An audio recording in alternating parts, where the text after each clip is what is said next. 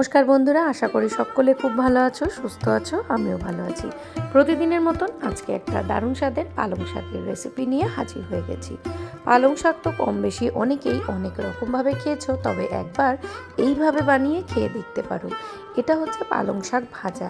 এই পালং শাক ভাজার মধ্যে একটা মাত্র টুইস্ট দিলেই কিন্তু এই পালং শাক হয়ে যায় দুর্দান্ত সুস্বাদু। তো চলো দেখে নেওয়া যাক আজকে এই পালং শাক ভাজাটা কিভাবে তৈরি করছি। এই পালং শাক ভাজাটা কিন্তু খেতে লাগে একদম কলই শাক ভাজার মতন। তোমরা হয়তো অনেকেই জানো কলই শাক ভাজা কিভাবে করতে হয় বা কলই শাক কীরকম হয়। আর কলই শাক কিন্তু বেছে কাটতেও কিন্তু খুবই একটা পরিশ্রমের ব্যাপার। তো পালং শাক দিয়ে কিন্তু সেম টেস্টে এইভাবে পালং শাকটা যদি রান্না করা হয় খেতে মনে হবে কলই শাক খাওয়া হচ্ছে। তো কলই শাক বাছার ঝামেলা ছাড়া এইভাবে যদি পালং শাক তৈরি করা যায় তাহলে কেমন হয়। পালং শাক ভাজাটা এইভাবে লাগে দুর্দান্ত সুস্বাদু। সবার প্রথম দেখো পালং শাকগুলোকে কিন্তু বেছে নিয়েছি। তারপর এটা একটা ছুরির সাহায্যে শেকড়গুলোকে কেটে বাদ দিয়ে দিয়েছি। খুব ঝিরিঝিরি করে কাটার দরকার নেই, কারণ পালং শাক কিন্তু এমনিতেই খুব তাড়াতাড়ি নরম হয়ে যায়। মোটামুটি মিডিয়াম সাইজের করে কিন্তু পাতাগুলোকে কেটে নিয়েছি। একটি পাত্রে নিয়ে নিয়েছি এবং এটিকে খুব ভালোভাবে ধুয়ে জল ঝরিয়ে নিয়েছি। এই রান্নাটা করার জন্য আমরা ব্যবহার করছি সর্ষের তেল। অবশ্যই সর্ষের তেলের দরকার লাগবে, আর এই রান্নাটা একেবারেই কিন্তু কম তেলেই হয়ে যায়। তো দেখো এখানে বেশ কিছুটা তেল দিয়ে এখানে কিন্তু দুটো শুকনো লঙ্কার ব্যবহার করেছি।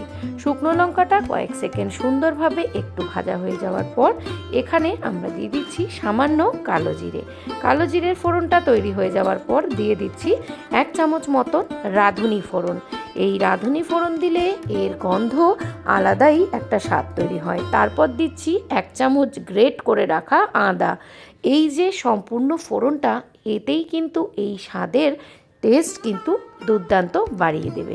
তো এখনও কিন্তু আমার শাকের কমপ্লিট রেসিপি হয়নি, দেখতে থাকো এবং ভিডিওটা কেমন লাগছে অবশ্যই জানিও। তোমরা এইভাবে অবশ্যই একবার পালং শাকের রেসিপিটি ট্রাই করে দেখো, খেতে কিন্তু দুর্দান্ত হয়।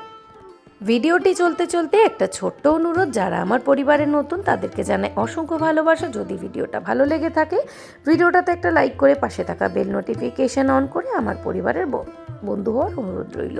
তো এই সামান্য হলুদ দিয়ে দিয়েছি আর দিয়েছি বেশ কিছুটা নুন আর হলুদ দিয়ে বেশ কিছুক্ষণ নাড়াচাড়া করে একটু ঢাকা চাপা দিয়ে রেখে দেব। তাতে দেখব যে প্রচুর পরিমাণে জল বেরিয়ে গেছে।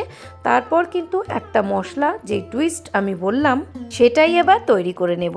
নিয়েছি 1 চামচ এখানে গ্রেট করা আদা, আর নিয়েছি 1 চামচ আটা। এইটাকে ভালো করে মিক্সার গ্রাইন্ডারে একটু পেস্ট করে নেব।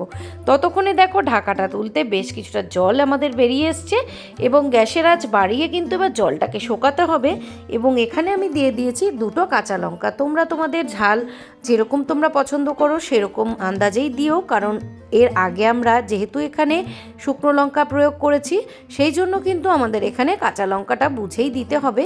এবং এখানে বেশ কিছুক্ষণ গ্যাসের আঁচ বাড়িয়ে দিয়ে কিন্তু এই শাকের যে জলটা বেরিয়েছে সেটাকে শুকিয়ে নিতে হবে।